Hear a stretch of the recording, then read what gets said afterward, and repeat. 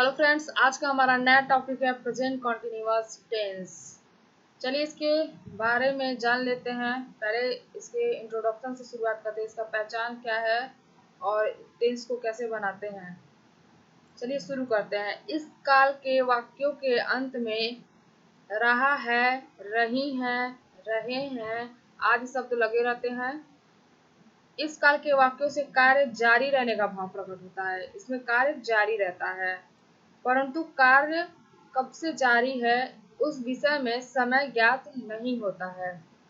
तो इस टेंस का पहचान यही है कि इस टेंस के वाक्यों के अंत में रहा है, रही है, रहे हैं आदि शब्द लगे रहते हैं और इसमें कार्य जारी रहने का भाव प्रकट होता है, लेकिन कार्य कब से जारी है इसमें टाइम नहीं दिया रहता है।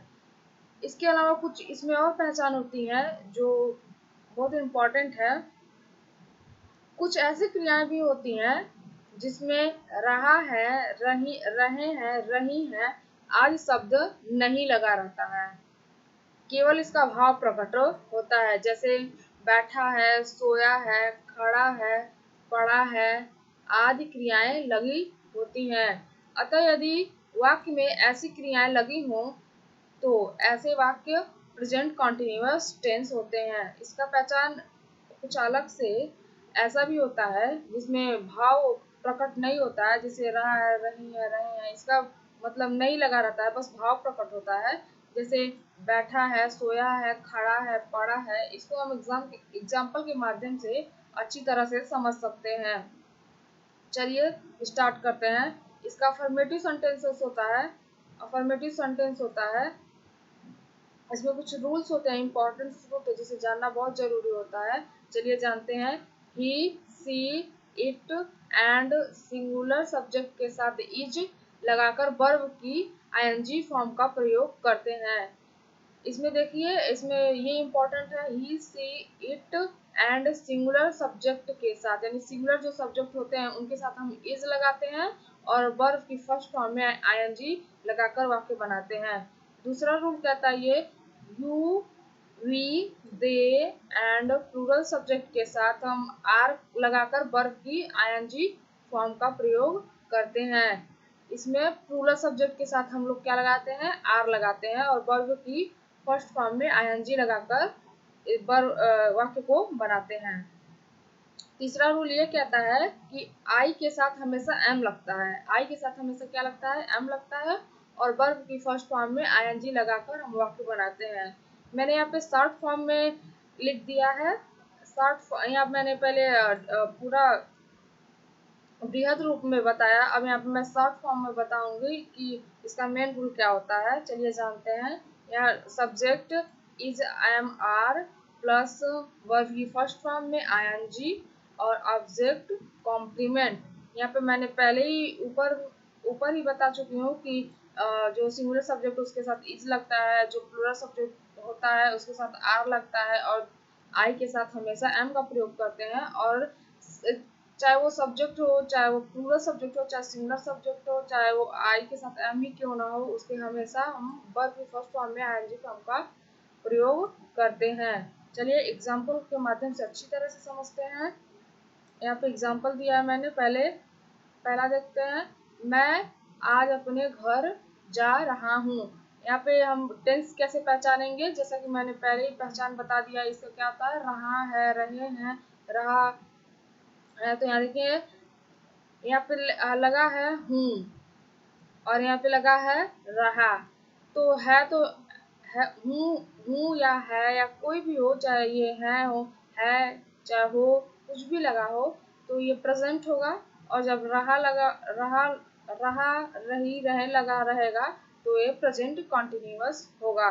और यहाँ पे देखिए प्लूरल आई है, तो आई के साथ मैंने क्या बताया था, आई के साथ एम लगता है और जाना यहाँ पे आपका वर्ब हो गया और अपने घर यहाँ आपका ऑब्जेक्ट हो गया।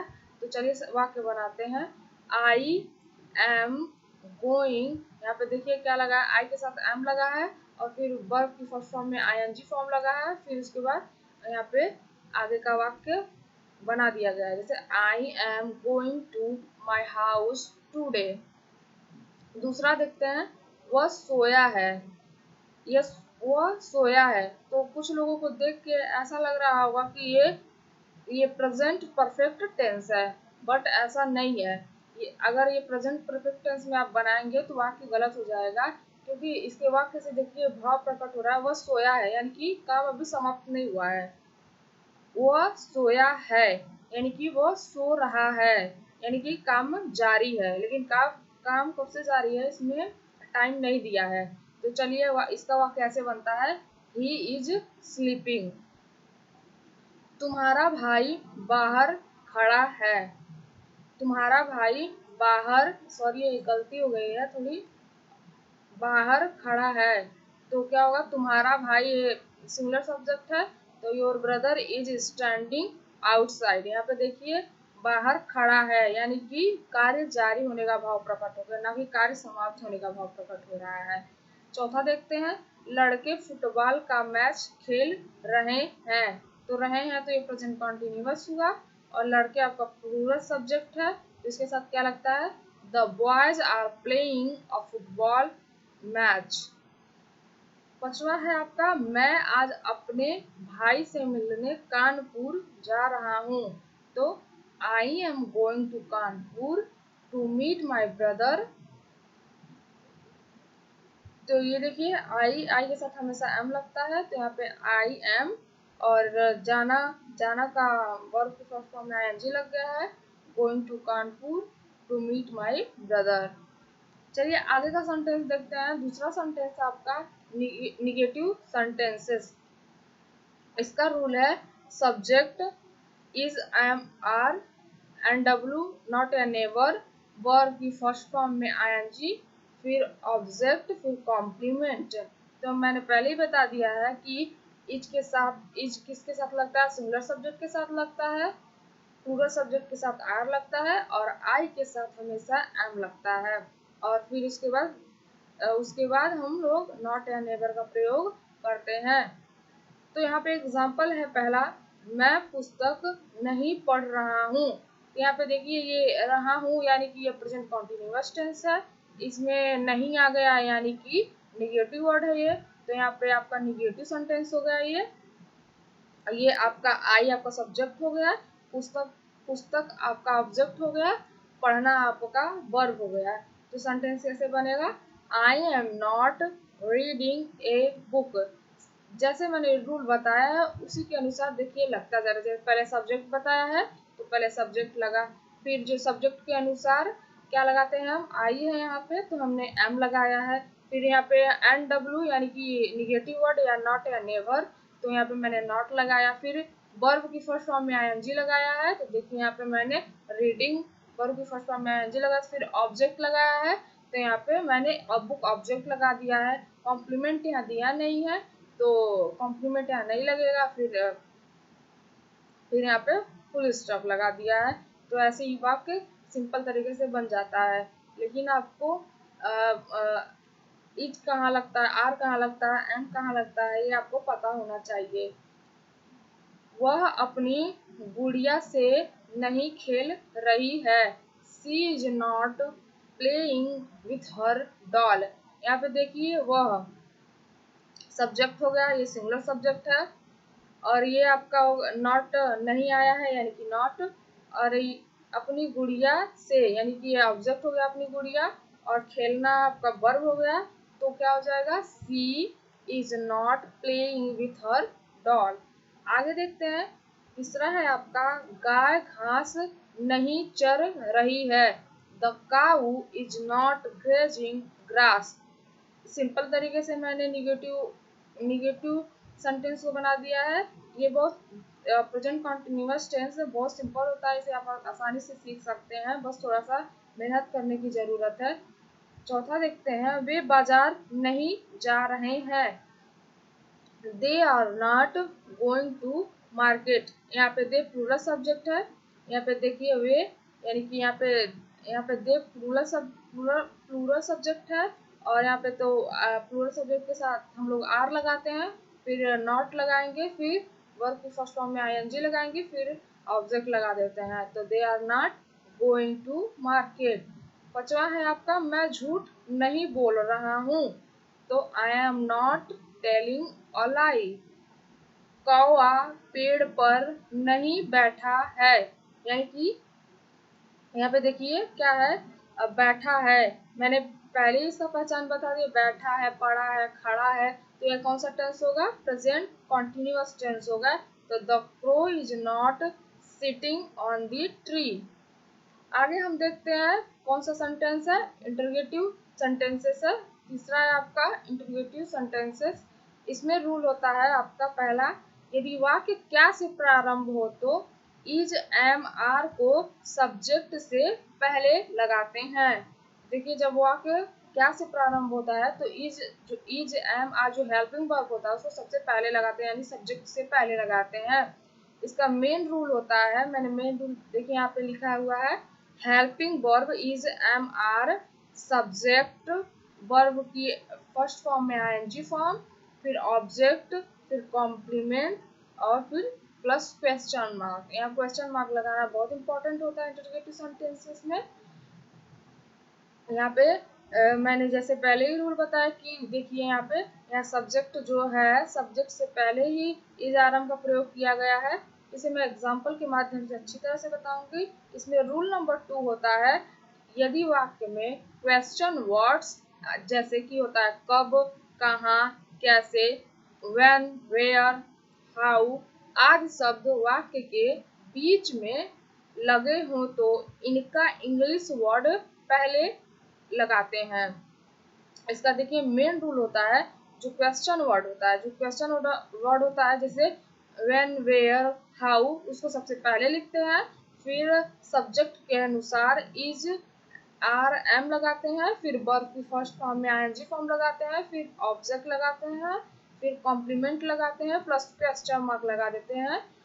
इसको मैं एग्जाम्पल के माध्यम से अच्छी तरह से समझा रही हूँ। देखिए यहाँ पे एग्जाम्पल पहला है, क्या तुम उन विद्यार्थियों को पढ़ा रहे हो, क्या तुम उन विद्यार्थियों को पढ़ा रहे हो। तो यहाँ पे देखिए क्या वाक्य के पहले आया है, तो पहला रूल हमने पढ़ा था कि पहले आर लगता है, यहाँ पे मिस्टेक हो गया है, आर पहले आर लगता है, फिर सब्जेक्ट लगता है, देखिए मैंने यू लगाया है कि, और पढ़ाना, तो यहाँ पे टीचिंग वर्ब की फर्स्ट फॉर्म में आईएनजी फॉर्म लगा दिया है, फिर ऑब्जेक्ट लगाया है। देखिए यहाँ पे दो जो स्टूडेंट, तो आर यू टीचिंग दो जो स्टूडेंट्स और क्वेश्चन मार्क लगा दिया है। अब दूसरा सेंटेंस देखते हैं क्या कर रहा है, क्या रोहित और उसका भाई आज अपने गांव जा रहे हैं। तो देखिए आर रोहित, यहाँ पे दो प्लूरल सब्जेक्ट है, रोहित और उसका भाई यानी कि दो लोग हैं, तो are Rohit and his brother going to their village today, और क्वेश्चन मार्क लगा दिया है। अब तीसरा देखते हैं, यह बूढ़ा आदमी क्या कह रहा है। यहाँ पे देखिए जो क्वेश्चन वर्ड है वो वाक्य के बीच में आया है, तो यानी कि मैंने दूसरा रूल क्या बताया था, जो क्वेश्चन वर्ड हो उसके सबसे पहले लिखते हैं। तो क्या का जो मीनिंग होता है वो होता है आपका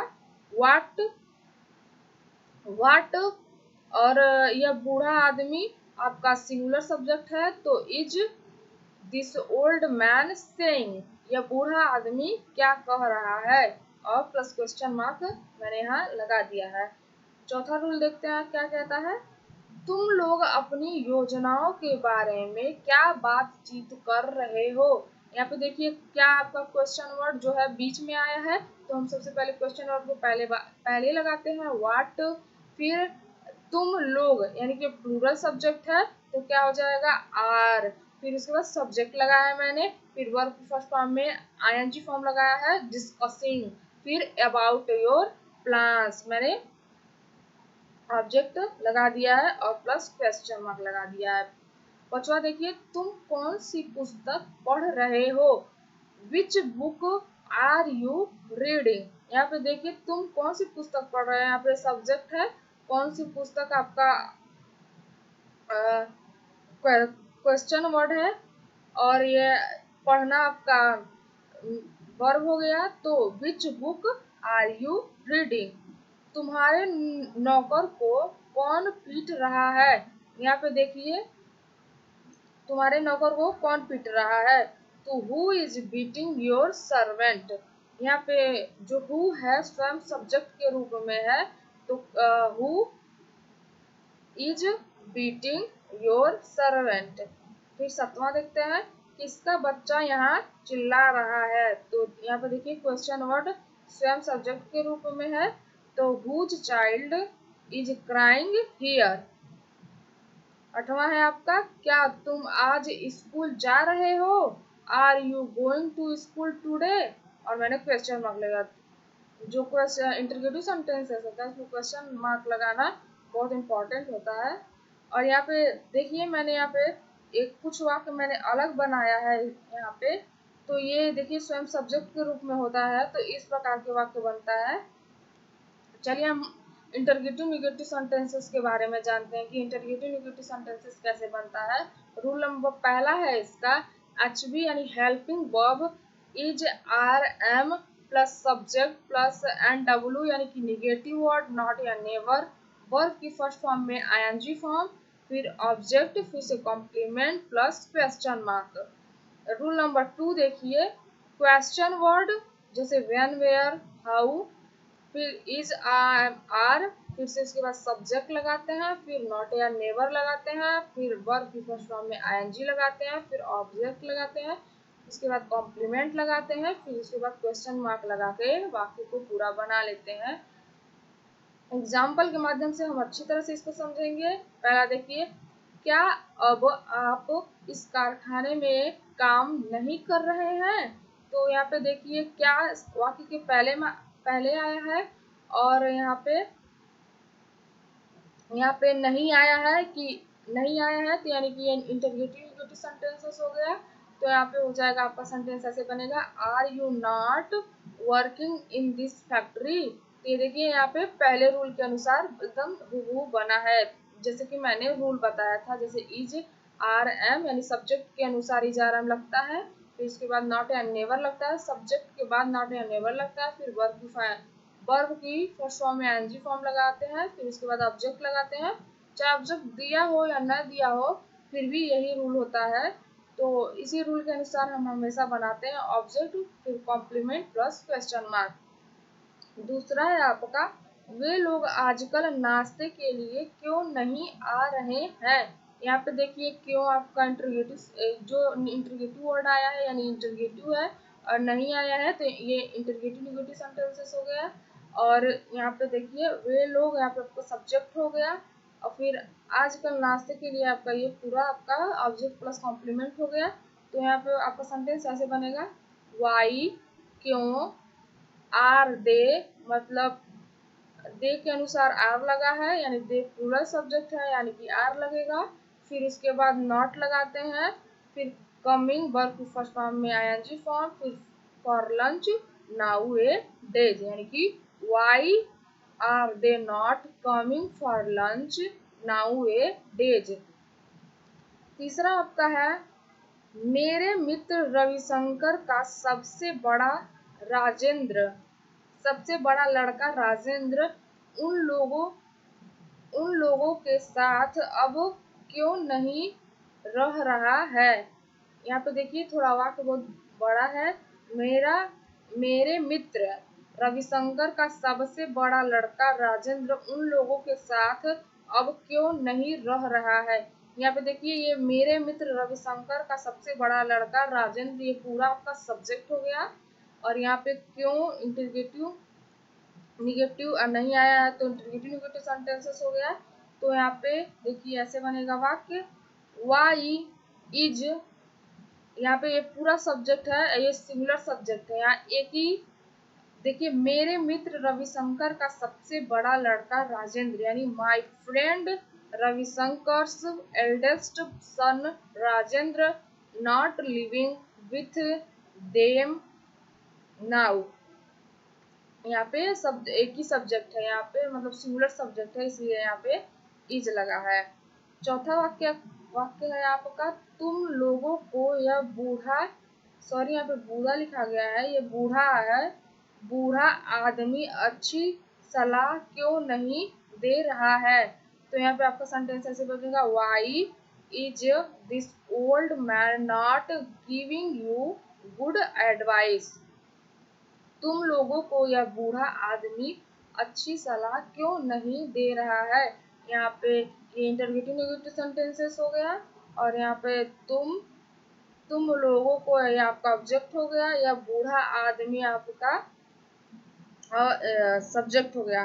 तो why is this old man not giving you good advice? Advice यहाँ पे अच्छी सलाह, यहाँ एडवाइस नहीं एडवाइस होता है, जो होमोफोन है, इसके बारे में हम बाद में बात करेंगे। तो आज के लिए मैंने पूरा